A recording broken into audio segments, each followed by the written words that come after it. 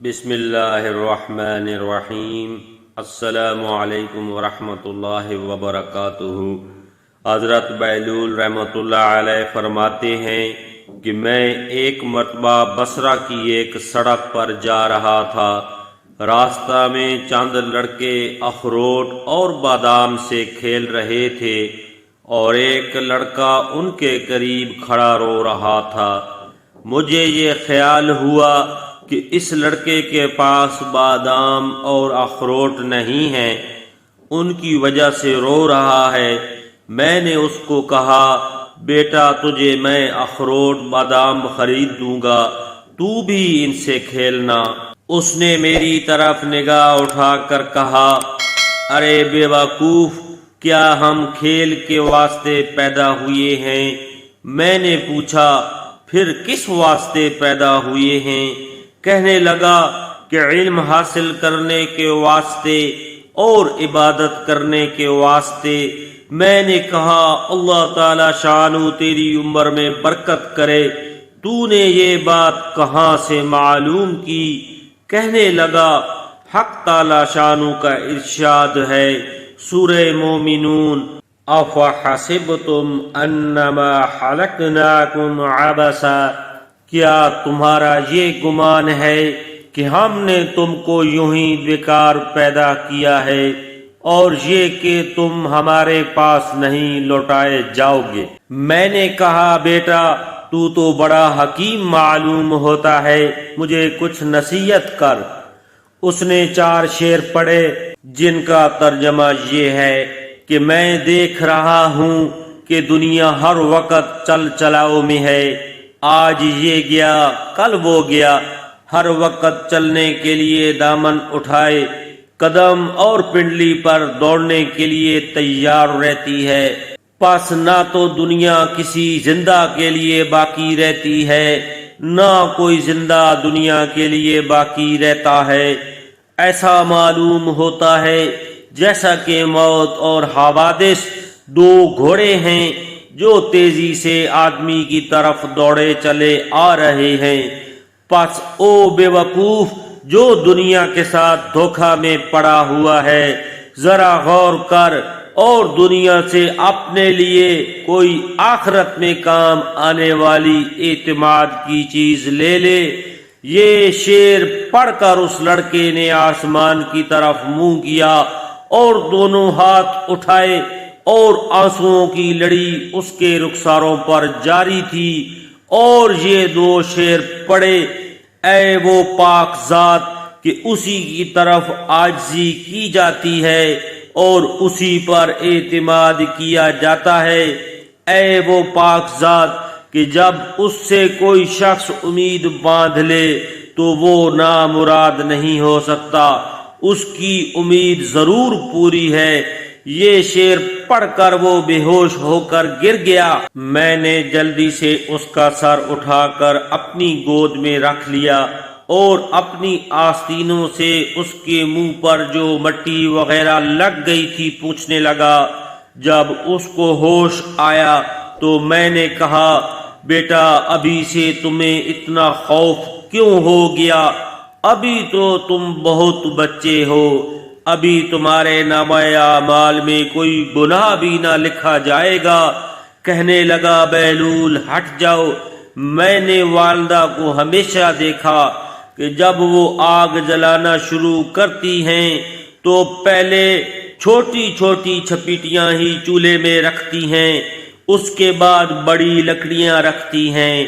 مجھے یہ ڈر ہے کہ کہیں جہنم کی آگ میں چھوٹی لکڑیوں کی جگہ میں نہ رکھ دیا جاؤں۔ میں نے کہا، صاحبزادہ تم تو بہت بڑے حکیم معلوم ہوتے ہو، مجھے کوئی مختصر سی نصیحت کرو۔ اس نے اس پر 14 شعر پڑھے جن کا ترجمہ یہ ہے، میں غفلت میں پڑا رہا اور موت کو ہانکنے والا میرے پیچھے پیچھے موت کو ہانکتے چلا آ رہا ہے۔ اگر میں آج نہ گیا تو کل ضرور چلا جاؤں گا۔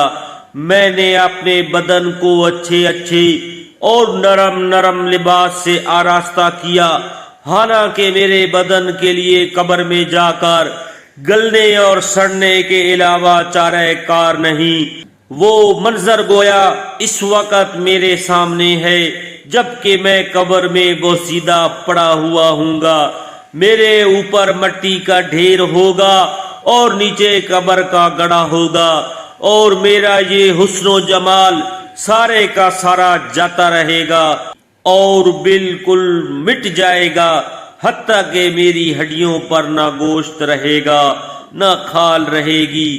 میں دیکھ رہا ہوں کہ عمر تو ختم ہوتی جا رہی ہے اور آرزوئیں ہیں کہ پوری نہیں ہو چکتی، اور بڑا طویل سفر سامنے ہے اور توشہ ذرا سا بھی نہیں، اور میں نے کھلم کھلا گناہوں کے ساتھ اپنے نگہبان اور محافظ کا مقابلہ کیا اور بڑی بری حرکتیں کی ہیں جو اب واپس بھی نہیں ہو سکتی، اور میں نے لوگوں سے چھپانے کے لیے پردے ڈالے کہ میرا عیب کسی پر ظاہر نہ ہو، لیکن میرے جتنے مخفی گناہ ہیں وہ کل کو اس مالک کے سامنے ظاہر ہوں گے، اس کی پیشی میں پیش ہوں گے۔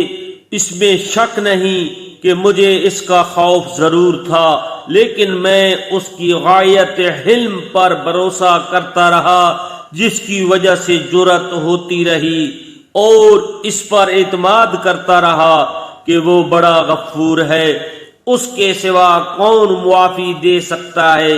بے شک تمام تعریفیں اسی پاک ذات کے لیے ہیں۔ اگر موت کے اور مرنے کے بعد گلنے اور سڑنے کے سوا کوئی دوسری آفت نہ بھی ہوتی، اور میرے رب کی طرف سے جنت کا وعدہ اور دوزخ کی دھمکی نہ بھی ہوتی، تب بھی مرنے اور سڑنے ہی میں اس بات پر کافی تنبیہ موجود تھی کہ لہو لب سے اعتزاز کیا جاتا، لیکن کیا کریں کہ ہماری عقل زائل ہو گئی، کسی بات سے عبرت حاصل نہیں ہوئی۔ بس اب اس کے سوا کوئی چارہ نہیں کہ کاش گناہوں کو بخشنے والا میری مغفرت کر دے۔ جب کسی غلام سے کوئی لغزش ہوتی ہے تو آقا ہی اس کو معاف کرتا ہے۔ بے شک میں بدترین بندہ ہوں جس نے اپنے مولا کے عہد میں خیانت کی، اور نالائق غلام ایسے ہی ہوتے ہیں کہ ان کا کوئی قول معتبر نہیں ہوتا۔ میرے آقا، جب تیری آگ میرے بدن کو جلائے گی تو میرا کیا حال بنے گا، جبکہ سخت سے سخت پتھر بھی اس آگ کو برداشت نہیں کر سکتے۔ میں موت کے وقت بھی تنے تنہا جاؤں گا، قبر میں بھی اکیلا ہی جاؤں گا، قبر سے بھی اکیلا ہی اٹھوں گا، کسی جگہ بھی میرا کوئی معین و مددگار نہ ہوگا۔ پس اے وہ ذات جو خود اکیلی ہے، وحدہ لا شریک لہ ہے، ایسے شخص پر رحم کر جو بالکل تنے تنہا رہ گیا ہو۔ بیلول کہتے ہیں کہ اس کے یہ اشعار سن کر مجھ پر ایسا اثر ہوا کہ میں غش کھا کر گر گیا۔